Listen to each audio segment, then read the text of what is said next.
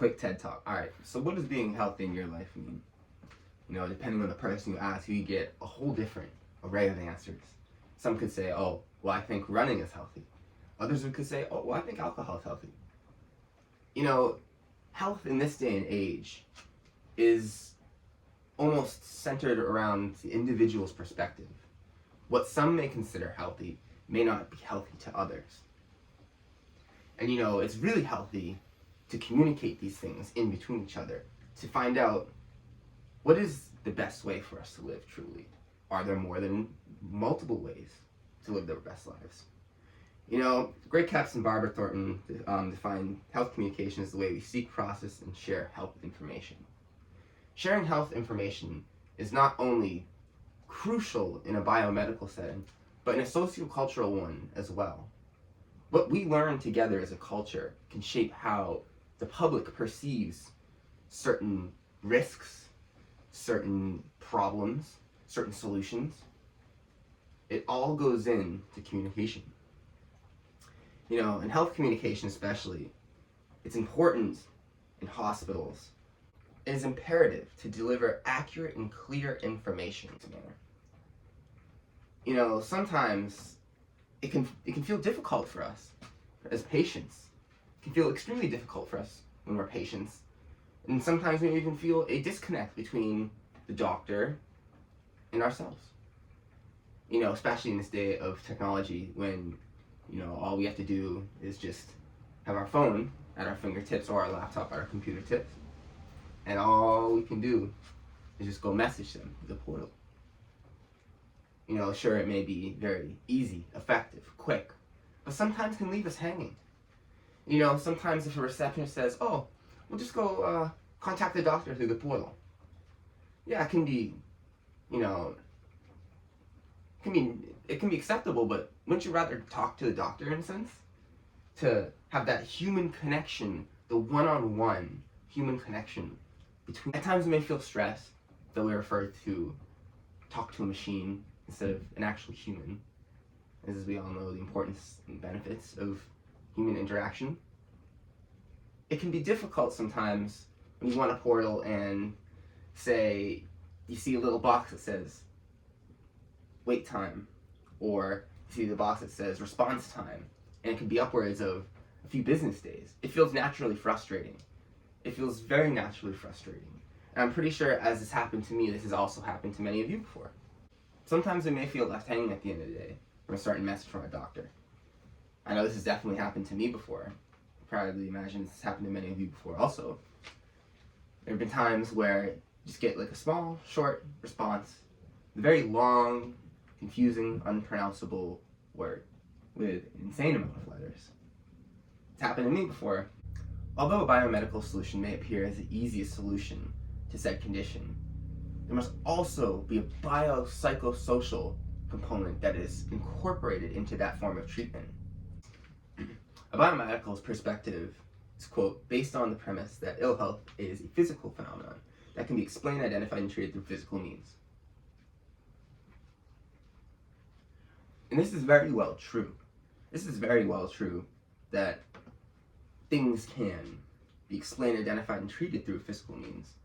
But when it is seen to be strictly through that, we have to remember the social context, in that some patients may not respond to a treatment as would others. It could be because of a variety of methods. It could be because of genes. It could be completely unexplained. You never know. In this day and age too, people may be afraid to reveal something about themselves that they may not feel comfortable revealing, which could block access to that healthcare. Communication is vital in a health setting, and here's why. So I remember when I was in high school, I absolutely loved vaping cannabis cartridges. It was one of my favorite things. Favorite things. And I remember there's a time when, underground black market sellers got exposed for selling basically products with pure chemicals in them that would destroy people's lungs and actually killed a few people as well. It was the vaping crisis of 2020, I think. Something like that. But I remember even with me, I had an early on, very, very early on, horrible reaction to a certain cartridge. And I remember my parents, I was not wanting to tell them in any way, shape, or form, but they brought me to the doctor. They were thinking they were going to have to bring me to the hospital and all this stuff. But yeah, essentially, that's one of the things is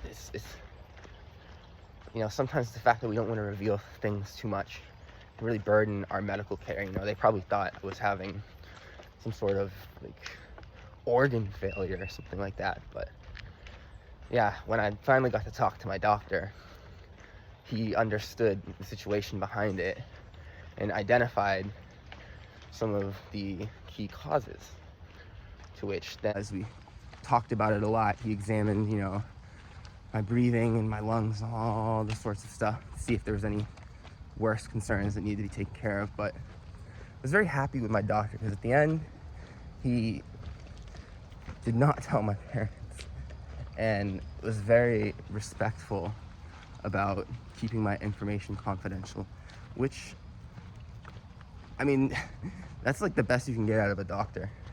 It's really the best you can get out of a doctor. I was satisfied with like my care. I was satisfied with my treatment. I was satisfied at the end. And even though my parents were not satisfied, they're in fact quite angry and still do not like him that much to this day.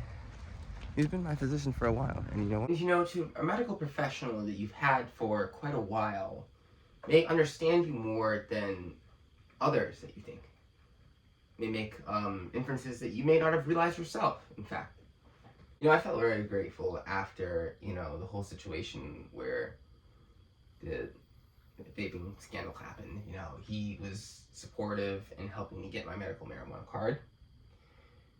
You know, he wanted to ensure that I was having a safe product, but also looking at the medical aspects such as OCD, and ADHD, and anxiety.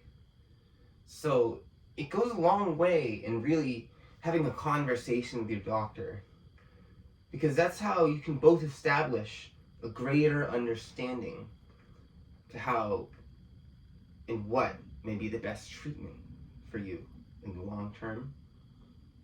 So it's helpful that my doctor understands and realizes why I have it instead challenging it. He understands the benefits, but he also informs me of the risks too. And at the end of the day, that is someone who is helpful. You know, we may ask why different cultures live longer than us. You know, we can look at Japan and we can look at them as having a much higher average age than us in America. And, you know, in fact, a recent study came out and saying that 1 in 10 people in Japan are actually over the age of 80. Why could it be like this? Why may certain cultures live longer than others? Well, one of the things that we can differ from Japan is that they eat healthier. They have a lot of cardiovascular exercise like walking. They eat soy, drink tea, and don't typically eat as much sugars as maybe what Western cultures would eat. How one is raised versus how one is taught and educated. As education comes through communication, education is one of the most important aspects of learning how to live a healthy lifestyle.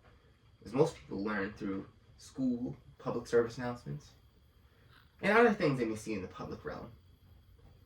But some may not live a healthy scientifically life, and may say it's healthy, but that's to the personal subjectivity of them. For someone like me, I may say I live a very healthy lifestyle, and I say I would.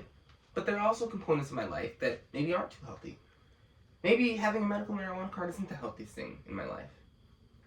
Maybe drinking alcohol a few times a week is not the healthiest thing in my life. And I can admit the fact that those maybe not be the healthiest. But at the end of the day, I can also observe the healthy things in my life. I eat very healthy food. I walk nearly 20,000 steps every day. I love to walk in nature and fresh air and be outside where I can experience life. Those are the things that I truly think are healthy about me. And everyone can look at the positive and negatives from their life, because there truly are both in everyone's life. No one can just have. To conclude this talk, at the end of the day, health is always going to be a mystery, a marvel. We may have an idea of what's healthy in our lives, and it's not. But health will always be changing throughout time, and you never know what the future is going to look like. Sociocultural aspects may help form our beliefs and our thoughts to how things are and how things are healthy surrounding us. But we cannot obviously rely strictly on sociocultural aspects, because if we did, then we would be misled by others who may not be able to know what they're talking about and if their information is accurate in a sense. Health will always be subjective, and as much as we have an idea of what's truly healthy and what's not to prolong our longevity, we always have to be smart at the end of the day. As much as I may have things that may negatively contribute to my health identity, I truly believe I am a healthy person. I end with this: make smart personal judgment about your health. Make sure to do what is scientifically proven to be beneficial for the longevity of one's sustainability by eating good foods, regularly exercising, and engaging in healthy habits. And at the end of the day, we may not all be perfect at those things in any way, shape, or form, but we can always have room for improvement. Certainly. Especially the way all of us live, there's some room for improvement. I encourage all of you to live a healthy lifestyle. Have a great night.